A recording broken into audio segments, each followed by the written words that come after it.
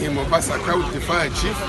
Leo asubuhi mama na mtoto walikuwa wana drive hiyo gari yao, kwa bahati mbaya ikatumbukia hapa ndani ya maji.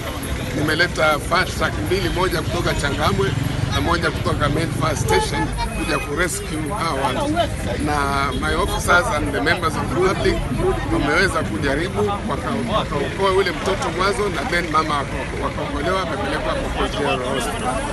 So hali yao iko vipi? Ni critical bado, kwa sababu wamekunywa maji, lakini bado wamekuwa retrieved wakiwa wazima.